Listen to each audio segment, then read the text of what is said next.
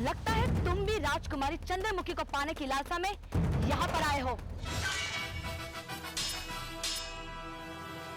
रूपनगर के पथ में आने वाले हर संकट को मैं जीत लूंगा। यदि हम भागकर अपने प्राण नहीं बचाते तो भी आपके सामने नहीं आ पाते। उस महाशक्तिशाली युवराज ने रणबीर सिंह से मिलने से पहले ही उनका अथक घमंड चूर कर दिया होगा।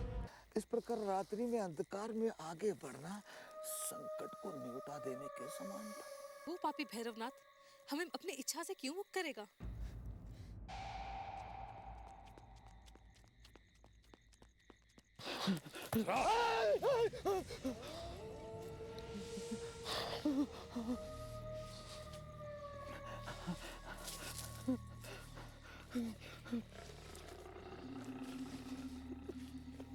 सरकार, अब इस रूपनगर के मायावी जंगल का रहस्य पूरी तरह मालूम पड़ गया है कि यहाँ की हर वस्तु मायावी है। सरकार, यहाँ के पेड़ पौधे, यहाँ तक कि यहाँ के पत्थरों में भी मायावी शक्तियाँ छुपी हुई है। अभी अभी दो मनुष्य को नाग नागिन के रूप में परिवर्तित होते हुए देखा। सरकार, अब पता नहीं क्या क्या देखना शेष है। नहीं जोरावर, नहीं। हमें तो ऐसा लगता है कि ये सब माया जाल जो हमें दिख रहा है, ये केवल हमारा दृष्टि भ्रम है। ऐसे कैसे हो सकता है कि एक पल में मनुष्य और अगले पल में नाग नागिन? वो हमारा दृष्टि भ्रम नहीं था सरकार, अब तो सत्य था। वो युवक और वो पायल बजाती हुई युवती दोनों अवश्य ही मनुष्य थे, किंतु हमारी ध्वनि सुनकर वो दोनों नाग नागिन बनकर लुप्त हो गए। परंतु क्यों? उन्हें हमसे किसी प्रकार का भय तो नहीं था, फिर हमारी आवाज सुनते ही डर कर भाग क्यों गए? अब आपसे कौन नहीं डरता सरकार? आप महाबली हैं, आप पराक्रमी हैं, आप महायोद्धा हैं। आपको देखकर तो मृत्यु अपना पद बदल देती है। तो उन दोनों के पिछाती क्या है? सरकार, आप बहुत थक गए, लौट चले। नहीं जोरावर, जब तक हम राजकुमारी चंद्रमुखी को अपने साथ नहीं ले लेते, हम नहीं लौटेंगे। और अगर तुमने हमें लौटने पर विवश करने का प्रयास किया, तो हमारा सारा क्रोध तुम पर टूट पड़ेगा। जिस प्रकार वो नाग नागिन हमें देखकर डरकर भाग गए, उसी प्रकार इस जंगल की सारी मायावी शक्तियां हमारा सामना करने का साहस नहीं कर सकती। आपका कहा पत्थर की लकीर होता है सरकार, किंतु यदि पथ में हमें वो तांत्रिक मिल गया तो हम अवश्य ही किसी कठिनाई में पड़ जाएंगे। आपने सुना नहीं था सरकार कि वो नाग नागिन किसी तांत्रिक के बारे में वार्तालाप कर रहे थे? सुना था, हमने उस तांत्रिक के बारे में सुना था, लेकिन अब तुम सुन लो कि यदि वो तांत्रिक हमारे पथ में पड़ गया, तो वो भी वो नाग नागिन की तरह डरकर भाग जाएगा। भाग तो हम भी रहे डरकर सरकार। चुप रहो मूर्ख, ये भागना नहीं, ये तो चतुराई है, चतुराई। सरकार, वो कोई मामूली तांत्रिक नहीं है, अभी तो महाशक्तिशाली तांत्रिक है। उसने अपनी शक्ति के बल पर उन मनुष्यों को नाग नागिन बना कर रखा है। यदि हम उसके सामने आ गए तो वो हमें भी श्राप दे देगा। सरकार, लौट चलिए, कहीं ऐसा ना हो कि वो हमें मुर्गा मुर्गी बना दे और हम यूं ही जंगलों में मुर्गी बने हुए भटकते रहे, कुकड़ू को करते रहे, कुकड़ू को। चुप रहो कायर, हमें किसी भी तांत्रिक का भय नहीं है, और खास करके ऐसे तांत्रिक का जो हमारे सौतेले भाई वनराज को देखते ही उसकी पूजा अर्चना करने लगा। तुमने सुना नहीं, उस नाग नागिन ने साफ साफ कहा था कि हमारे सौतेले भाई वनराज को देखते ही वो तांत्रिक उसके पैरों में गिड़गिड़ाने लगा। जब उस भैरवनाथ के पास हमारे तुच्छ सौतेले भाई का सामना करने का साहस नहीं है, तो वो हमारा सामना कैसे करेगा?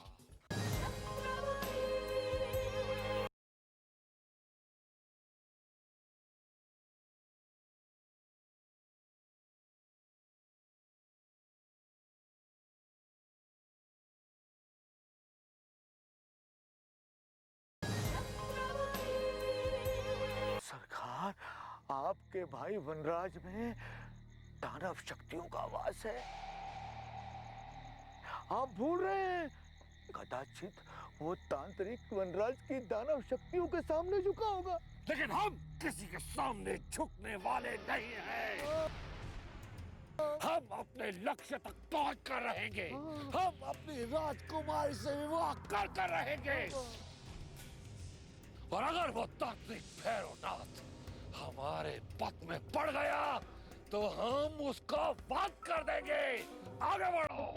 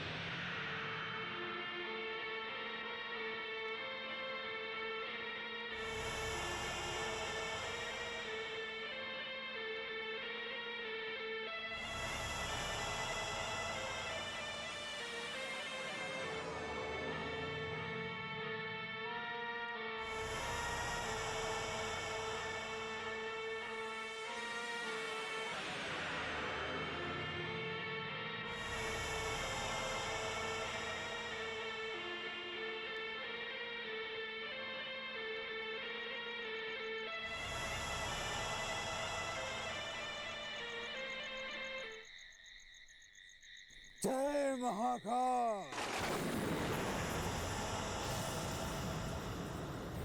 सावित्री नागिन, मनुष्य के रूप में परिवर्तित हो जा।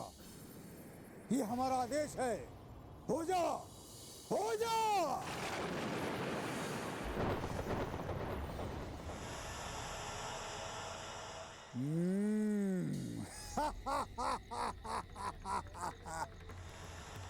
अब बता कि तेरा पति महर्षि परमानंद से मिलने क्यों गया था?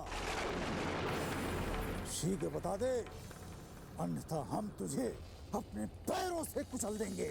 मैं नहीं जानती कि वो किसी महर्षि से क्यों मिले थे। मैं तो दिन रात मनुष्य की खोज में लगी रहती हूँ ताकि तुम्हारा लक्ष्य शीघ्र ही पूरा हो सके। झूठ मत बोल नागिन, झूठ मत बोल। हम सब जानते हैं, हम जानते हैं कि तेरा पति हमारी तांत्रिक शक्तियों के मायाजाल से मुक्त होने के लिए प्रयत्न कर रहा है, परंतु उसे ज्ञात नहीं है कि तुम्हारी रक्षा मात्र भैरवनाथ ही कर सकते हैं और उनके अतिरिक्त कोई भी नहीं। सत्य क्या है ये हमें बता दे, अन्यथा हम तुझे और तेरे परिवार को आग की भेंट चढ़ा देंगे। सच्चाई जानना चाहते हो तो सुनो। हमें महर्षि से पता चला है कि तुम मनुष्य की बलि लिए बिना हमें मुक्त नहीं करोगे। इसीलिए मेरे पति दिन रात मनुष्य की खोज में जंगलों में भटकते रहते हैं। जय महाकाल। अच्छा हुआ, बहुत अच्छा हुआ जो उस महर्षि ने तेरे पति को सत्य से अवगत करा दिया। यदि तुम दोनों ने हमारे आदेश का पालन नहीं किया तो तुम्हारी मुक्ति असंभव है। हमारे श्राप से मुक्ति पाने के लिए तुम्हें हमारे आदेश को मानना ही होगा, अन्यथा हम तुम्हें एक नए संकट में डाल देंगे। यदि इसी तरह विलंब होता रहा तो तुम्हारी मुक्ति में बहुत सारी अड़चनें आ सकती हैं। नहीं भैरवनाथ, अब देर नहीं होगी। जल्दी मैं मनुष्यों को खोज खोज कर समाप्त कर दूंगी। बस मुझे थोड़ा समय दीजिए। जय महाकाल। ठीक है नागिन सावित्री, हमने तुझे समय दिया, परंतु ये समय बीत जाने के पश्चात तेरे पास कुछ भी नहीं बचेगा। ध्यान रहे, अभी तो हम जा रहे हैं, परंतु जैसे ही तेरा पति लौटे उसे हमारे मठ पर भेज देना। जय महाकाल, जय महाकाल, जय महाकाल।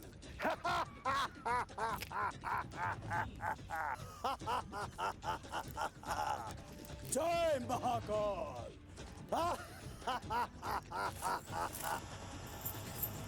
रुको भैरवनाथ, जय महाकाल। भैरवनाथ, ये सावित्री नागिन हमारे पीछे पीछे क्यों आ रही है? भैरवनाथ, मेरे पति का पीछा छोड़ दो, वो निर्दोष है। चाहे तो मेरे प्राण ले लो, किंतु मेरे परिवार को मुक्त कर दो। जय महाकाल। यदि हमने तेरे प्राण ले लिए तो अपना विष उगलकर 21 मनुष्यों के प्राण कौन लेगा? नहीं सावित्री नागिन, नहीं। हम तेरे प्राण तब तक नहीं ले सकते हैं जब तक हमारा उद्देश्य पूर्ण नहीं हो जाता। तुम्हारा ये उद्देश्य कभी पूर्ण नहीं होगा। निर्दोष मनुष्य को मारकर जो तुम शक्ति प्राप्त करना चाहते हो, मैं तुम्हें इसमें कभी सफल नहीं होने दूंगी, कभी नहीं। जय महाकाल, तू हमारा कुछ नहीं बिगाड़ सकती। सावित्री नागिन, यदि तूने हमारा कार्य शीघ्र पूर्ण नहीं किया तो इस बार हम तुझे ऐसा श्राप देंगे, ऐसा श्राप देंगे कि तेरा पति और तेरी बच्चे तुझे कभी पहचान नहीं पाएंगे।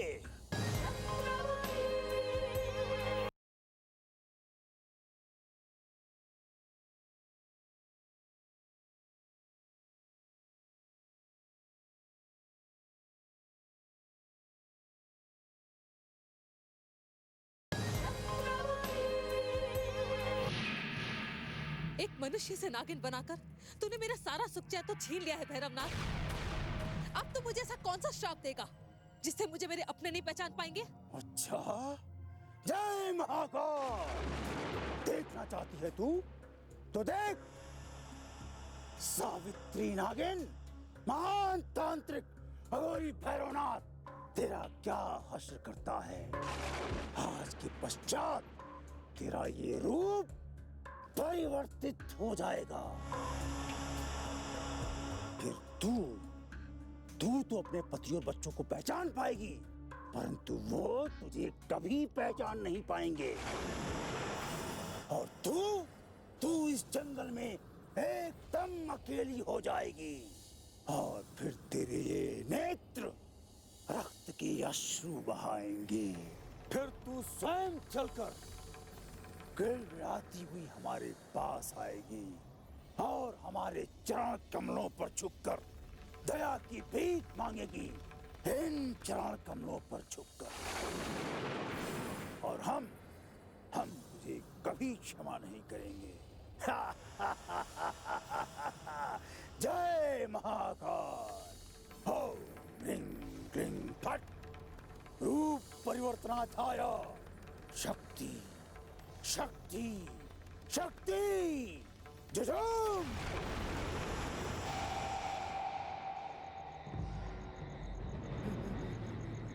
भैरवनाथ, सुंदर, अति सुंदर। अब तू इस अपने नए नवेले रूप को लेकर इस मायावी जंगल में भटकती रहे। जय महाकाल।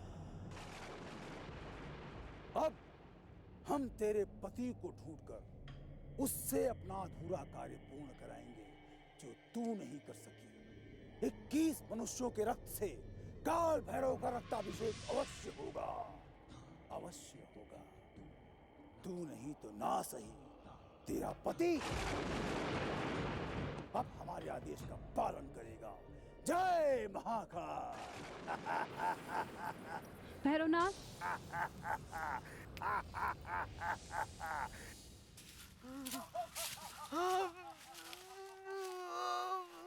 सरकार, इस भयानक जंगल में इतनी भयानक हंसी की आवाज, ये आप भी सुन रहे हैं या ये मेरे कानों का भ्रम है? नहीं जोरावर, आवाज तो हम तक भी पहुंच रही है, परंतु हमारी समझ में ये नहीं आ रहा कि इस भयानक मायावी वन में कोई इतनी खुशी से हंस क्यों रहा है।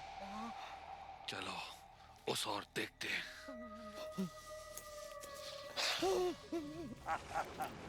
जय महाकाल। सरकार, वो देखिए, वो भयानक मनुष्य हंसता हुआ हमारी ही ओर आ रहा है। ये कौन हो सकता है सरकार? अरे मूर्ख, इतनी दूर से हम कैसे पहचान सकते हैं कि वो कौन है? समीप आने दो। आप उसे समीप से पहचानने की क्या हो सकता है सरकार? वो कोई मनुष्य नहीं, प्रेत ही है। छुप कर देखते हैं कि यहाँ पर क्या करने आ रहा है सरकार। ठीक है, चलो।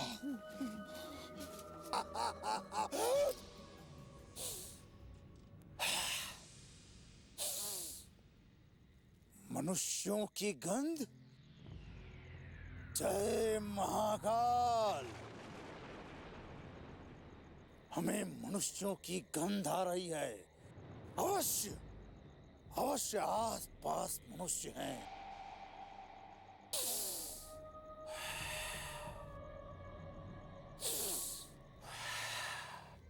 कहाँ हैं?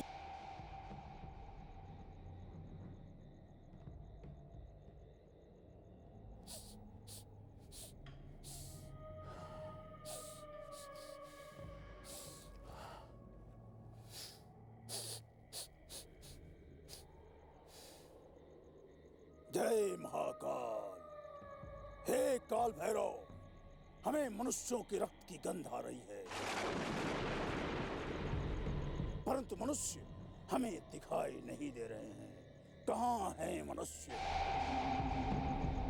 हमारी दृष्टि उन्हें ढूंढ क्यों नहीं पा रही है? क्यों क्यों क्यों?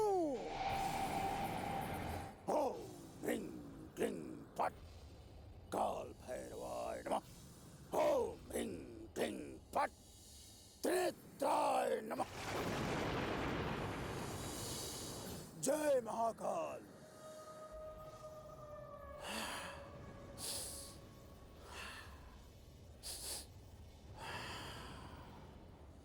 हमारी तंत्र शक्तियां हमें संकेत दे रही हैं कि इस मायावी जंगल में नए मनुष्यों का आगमन हो चुका है, परंतु वो हमें दृष्टिगोचर क्यों नहीं हो रहे हैं?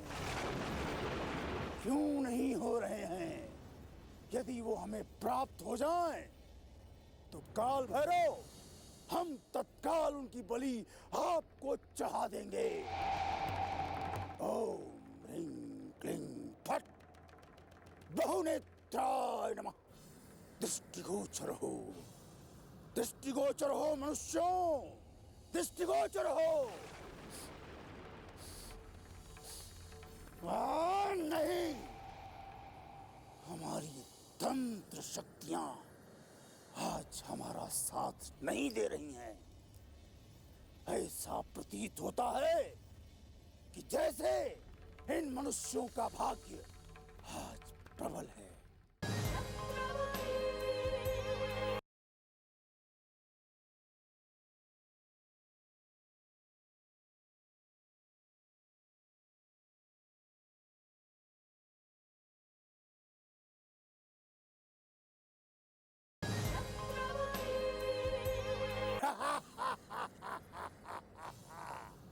परंतु कब तक? महान तांत्रिक अघोरी भैरवनाथ की शक्तियों के समक्ष उनका भाग्य कब तक उनका साथ देगा? इस मायावी जंगल में जो कोई भी मनुष्य आता है, जीवित लौट कर नहीं जाता है। आज नहीं तो कल हम अवश्य उन्हें प्राप्त कर लेंगे, और उनको प्राप्त करते ही काल भैरव, उनके रक्त की धार से हम आपका रक्ताभिषेक करेंगे। जय महाकाल, जय महाकाल, जय महाकाल।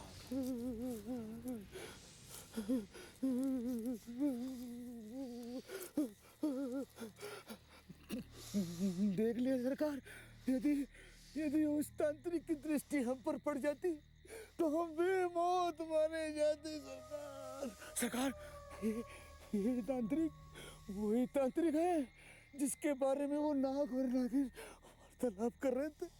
सरकार लौट चलिए, मुझे अपनी चिंता नहीं है, आपके प्राणों की अधिक चिंता है। हम सब समझ चुके हैं जोरावर, तुम्हें केवल अपने प्राणों की चिंता है, लेकिन अब हमारी समझ में ये भी आ गया है कि जो भी रूपनगर के इन जंगलों में आता है लौट कर वापस क्यों नहीं जा पाता।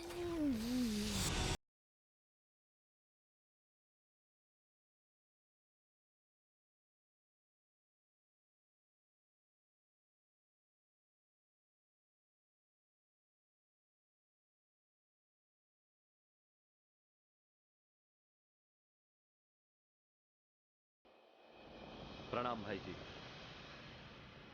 आओ परमवीर। कहिए, कैसे याद किया? हमने जंगल जाकर उस अज्ञात मायावी शक्ति को देखने का निर्णय लिया है। अब अधिक समय नष्ट करना मूर्खता होगी। बताओ, उसका क्या नया समाचार है? पता चला है कि वो मायावी शक्ति तीव्र गति से रूपनगर की ओर बढ़ रही है। पथ में पड़ने वाले सारे पशु पक्षी भी उससे भयभीत होकर भाग रहे हैं। यदि उसे रोका नहीं गया तो किसी भी समय वो शक्ति जंगल को पार करके रूपनगर के महल में प्रवेश कर सकती है। हम उसे महल में तो क्या, रूपनगर की सीमाओं में भी प्रवेश नहीं करने देंगे। उसने हमारी मायावी शक्ति को हराकर अपनी मृत्यु को स्वयं आमंत्रित किया है, किंतु हम उसे परास्त करके ही लौटेंगे। इससे पहले कोई और उसे वश में करे, हम स्वयं जंगल जाकर उसे अपने वश में करेंगे। आपके बल के आगे तो महाबली भी थर्राते हैं भाई जी, किंतु वो युवराज महाशक्तिशाली है। उसे आपको निर्बल नहीं समझना चाहिए, इसलिए आपको पूरी तैयारी के साथ जाना होगा। तुम्हें हमारी चिंता करने की कोई आवश्यकता नहीं है परमवीर। जब हमने हजारों युवराजों को अपना बंदी बना लिया तो ये युवराज हमारा क्या बिगाड़ लेगा। इसकी वजह से हमें बहुत लज्जित होना पड़ा है, इसलिए जब तक हम इसे अपना दास नहीं बना लेते हमें चैन नहीं मिलेगा। आपके भीतर सुलग रही अग्नि को हम अच्छी तरह से देख सकते हैं भाई जी। आपके शौर्य पर हमें पूरा विश्वास है। यदि आज्ञा हो तो हम भी आपके साथ चलना चाहते हैं। नहीं परमवीर, हम तुम्हें इसकी अनुमति नहीं दे सकते।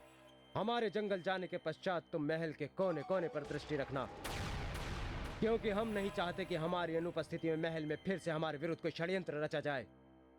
इसलिए तुम्हारा महल में रहना ही उचित होगा। जैसी आपकी आज्ञा भाई जी, किंतु हम आपको एक बार फिर उस विचित्र युवराज के बारे में चेतावनी दे रहे हैं। हमने उसमें अनेक अलौकिक शक्तियां देखी हैं, इसलिए उसे बुद्धि बल से हराना ही श्रेष्ठ होगा। केवल शक्ति के बल से कार्य नहीं बनेगा भाई जी। इसका पता तो जंगल जाने के पश्चात ही चलेगा। जिसे कोई नहीं हरा सकता हम उसे परास्त कर कर ही लौटेंगे। देखना परमवीर, या तो ये शक्ति हमें देखते ही भय से विलुप्त हो जाएगी, या फिर हमारे हाथों मृत्यु को प्राप्त हो जाएगी। हम आज ही प्रस्थान करना चाहते हैं, हमारे जाने की तैयारी की जाए। चंगू, मामला बहुत गंभीर है। अगर वो मायावी शक्ति महल में आ गई तो सबसे पहले हम दोनों को चबाएगी। इससे पहले कि मामला और गंभीर हो, हमें जाकर सरकार को खबर करनी होगी। चलो।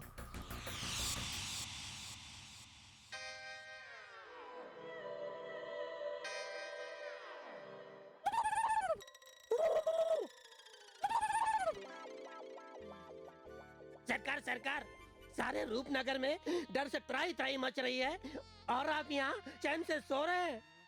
क्या हुआ, पहले ये तो बताओ, क्या तुम दोनों के पिता स्वर्गवासी हो गए या महाराज ने तुम्हें फांसी देने का आदेश दे दिया? घबराए क्यों?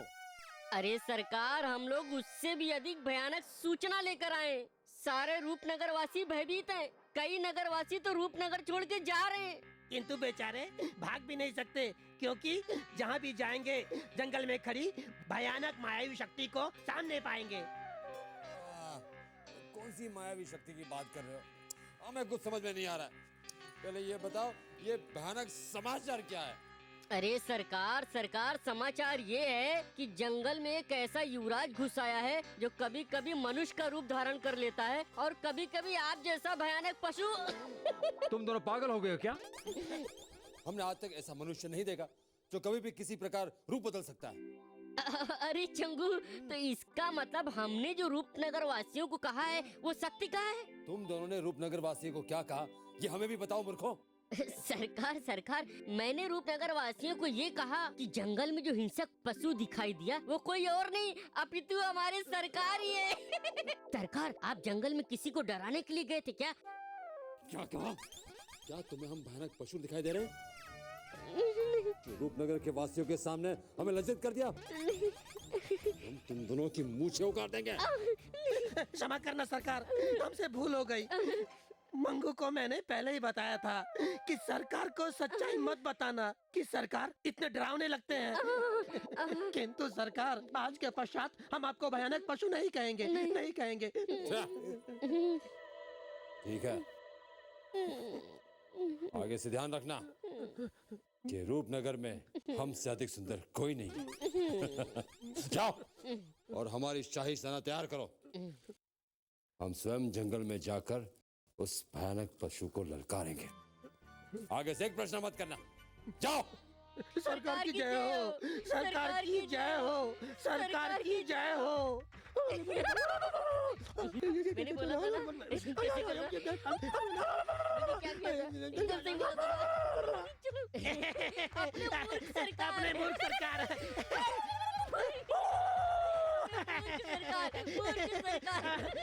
अपने मूर्ख सरकार। अरे अपने चंगू मूर्ख मंगू? सरकार। हाँ, कलावती जी। हाँ, इधर आओ। चलो चलो। अब बताओ, तुम दोनों इतने प्रसन्न क्यों दिखाई दे रहे हो?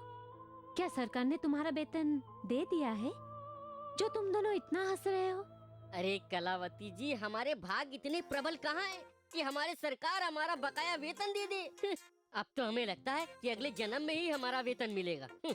यदि ये बात है तो तुम दोनों किस खुशी में इतना हंस रहे थे? हमारे सरकार जंगल में जाकर उस मायावी शक्ति से लड़ने वाले हैं, जो मायावी शक्ति रूपनगर के जंगल में उत्पात मचा रही है।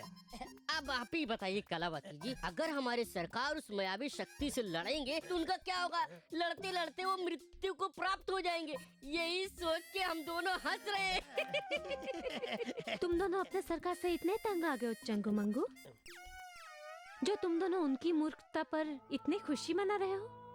यदि तुम्हारे सरकार की मृत्यु हो गई तो तुम्हारा क्या होगा? क्या ये तुमने कभी सोचा है? सोचकर भी क्या मिलेगा कलावती जी? हमारी सरकार हमें कभी फूटी कौड़ी तक नहीं देते। ऐसे निर्दयी सरकार के जीवित रहने से मर जाना अच्छा है। कह तो तुम ठीक रहे हो चंगू, तुम्हारे सरकार महल में ऐसे भी एक बोझ बनकर रह रहे हैं। हमें तो लगता है वो मायावी शक्ति तुम्हारे सरकार को भी अपने जैसा एक पशु समझकर कहीं क्षमा न कर दे, क्योंकि एक पशु दूसरे पशु को कभी नहीं मारता है। आप कलावती जी बिल्कुल ठीक कह रही हैं, लेकिन देखिएगा, आप हमारे सरकार के सामने उन्हें पशु मत कहिएगा, नहीं तो वो आपको मार डालेंगे, देश निकाला दे देंगे। अच्छा कलावती जी, अब हम दोनों चलते हैं। चलो चंगू, चलो।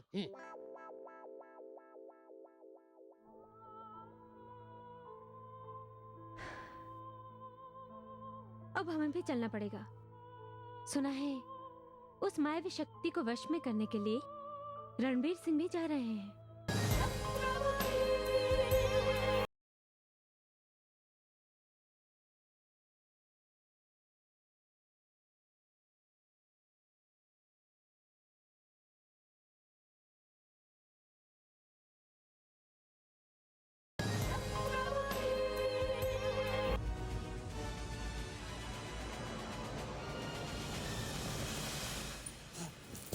अरे मंत्रीवर आप, अच्छा आप यहाँ मिल के, हम तो आपको मिलने के लिए आपके कक्ष में आ रहे थे। हमसे मिलने आ रहे थे, किंतु क्यों? आज अचानक तुम्हें हमसे क्या कार्य आ गया? हमें हमारा संकल्प पूरा करना है। हम जंगल जाकर उस मायावी शक्ति का शीश काट कर लाएंगे जो हमारे होते हुए हमारे जंगल में घुस आएंगे। मंत्रीवर, हमें वो तलवार चाहिए जो हमारे पिताश्री ने आपको उपहार में दी थी। उसी तलवार से हम उस विचित्र जीव का संहार करेंगे। किंतु हम वो तलवार तुम्हें नहीं दे सकते। क्यों नहीं मिलेगी? हमारे पिताश्री की दी हुई तलवार आप हमें क्यों नहीं लौटाएंगे? हाँ, क्योंकि वो तलवार वजन में तुमसे भी अधिक भारी है। उसे उठाना तो दूर, तुम उसे उसके स्थान से हिला भी नहीं सकते। बोलो, क्या अभी भी तुम्हें वो तलवार चाहिए?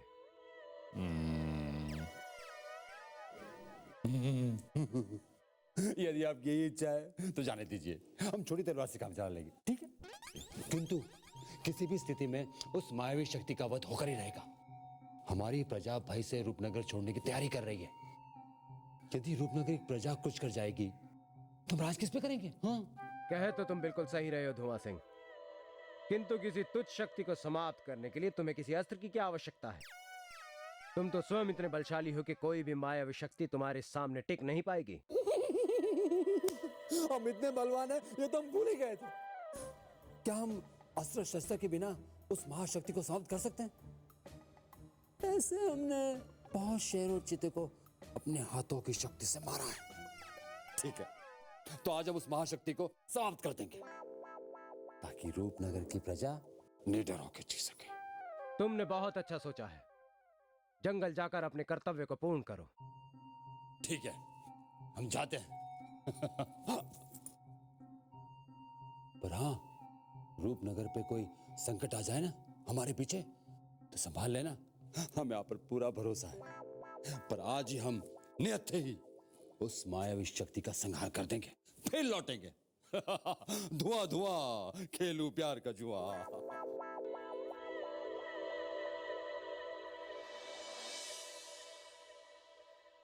मूर्ख धुआं सिंह, एक लोमड़ी तक का तो वध कर नहीं सकता, उस मायावी शक्ति का क्या वध करेगा?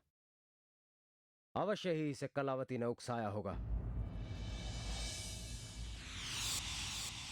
ठहरिए हुजूर, जंगल जाने से पहले अपनी आरती तो उतरवा लीजिए।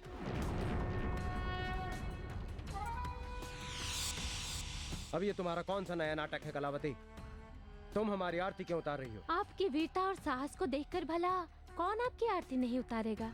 पता चला है कि आप जंगल में उस महाशक्ति से लड़ने जा रहे हैं। क्या ये सत्य है? ये तुम्हें किसने कह दिया? और हम कहाँ जा रहे हैं ये पूछने का अधिकार तुम्हें नहीं है। कैसी बातें कर रहे हैं हुजूर? महल में एक साथ रहने वालों को ये जानने का क्यों अधिकार नहीं है? यदि आप बताना नहीं चाहते हैं तो हम हट नहीं करेंगे। केवल आपकी सुरक्षा के लिए ईश्वर से प्रार्थना करते हैं। हम अपनी सुरक्षा करने में स्वयं सक्षम है कलावती।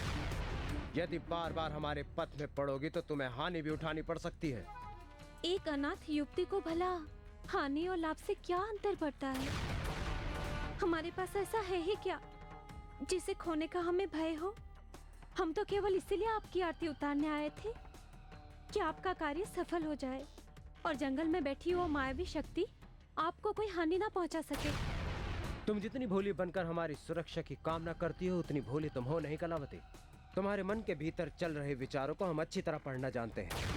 हमें अधिक चतुराई दिखाने का प्रयत्न मत करो कलावती, अन्यथा तुम्हें बहुत पछताना पड़ेगा। हमारा मन जीतने के लिए जो भी छल कपट तुम करती हो हम उसे भी जानते हैं। तुम्हारे मन की सच्चाई हमसे छिपी नहीं है, किंतु हम तुम्हारी सच्चाई को बताना नहीं चाहते। तुम हमारी सच्चाई कुछ भी नहीं जानते हो रणबीर सिंह। जिस दिन तुम्हें कलावती का वास्तविक रूप दिखाई देगा उस दिन तुम्हारे पैरों तले धरती खिसक जाएगी। चलते हैं।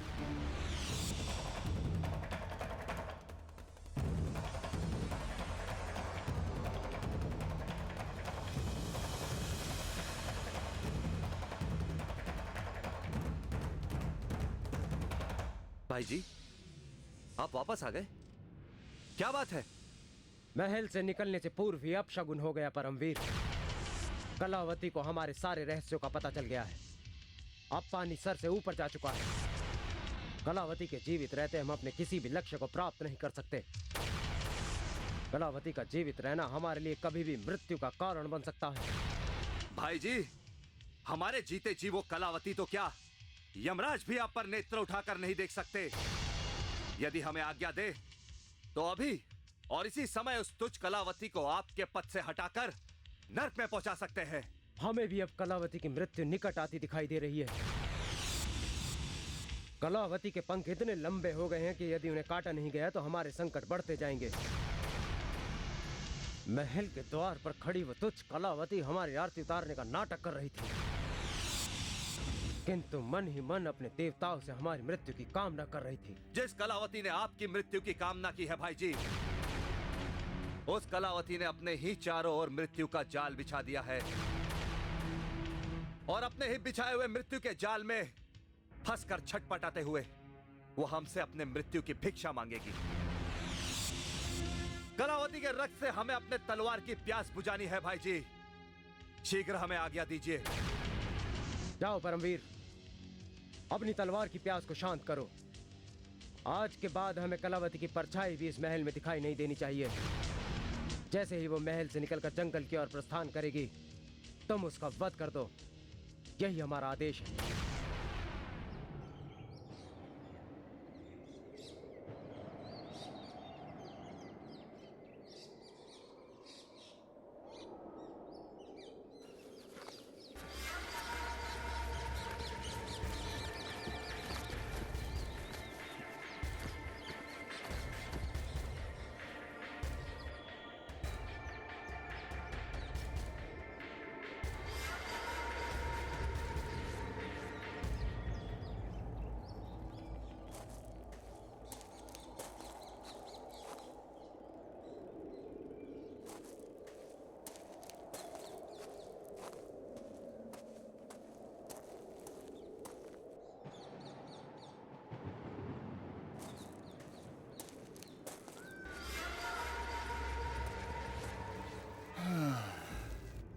कहाँ जा रही हो कलावती?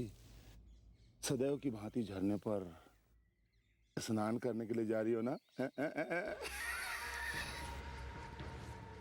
लेकिन ये हमारा प्रण है कि आज हम तुम्हें जीवित झरने तक नहीं जाने देंगे।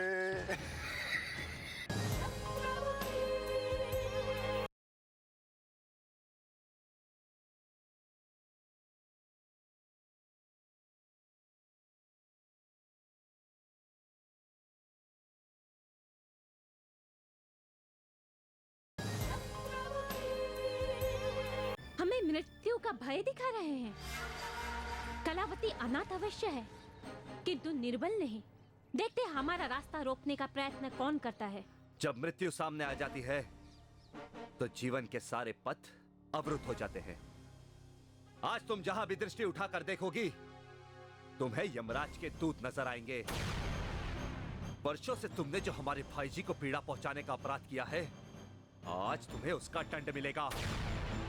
हमें अनाथ समझकर कोई ऐसी हरकत मत कर बैठना जिसका परिणाम देखकर तुम्हें पछताना पड़े। हट जाओ हमारे रास्ते से। इस जंगल में हम अकेले अवश्य दिखाई पड़ रहे हैं, किंतु याद रखना, हम अकेले होकर भी अकेले नहीं हैं। अनाथ होके भी अपने आप को तुम राजकुमारी समझ रही हो। अरे तुम कोई राजकुमारी चंद्रमुखी हो क्या, जो तुम्हारी एक आवाज से महल से सैकड़ों सैनिक दौड़े चले आएंगे तुमको बचाने के लिए? सुनो सुनो सुनो, तुम अंतिम बार अपने इष्ट देवी देवताओं को स्मरण कर लो, क्योंकि अब कुछ ही पलों में तुम्हारे प्राण तुम्हारे इस देह को छोड़ करके उड़ने वाले हैं। लगता है आज हम शत्रुओं के जाल में फंस गए हैं। हमने महल से निकलने से पूर्व अभिमन्यु को भी कुछ नहीं बताया था, इसलिए हमारी रक्षा करने कोई नहीं आएगा। ईश्वर ही हमारे प्राण बचा सकते हैं। क्यों कलावती? मृत्यु के भय से तुम्हारे देवता भी कूच कर गए ना? जब परमवीर सिंह की आंखों में रक्त उतर जाता है तो संसार की कोई भी शक्ति उसका सामना नहीं कर सकती है। आज हमारी तलवार को तुम्हारे रक्त का प्रथम भोग मिलेगा। आज हमारा जीवन सफल हो गया है, क्योंकि हमारे भाई जी के सबसे बड़े शत्रु का रक्त बहेगा। आज के पश्चात महल में केवल भाई जी का शासन चलेगा, क्योंकि भाई जी के कार्य में बाधा डालने वाली इस अनाथ कलावती का अंत होने वाला है।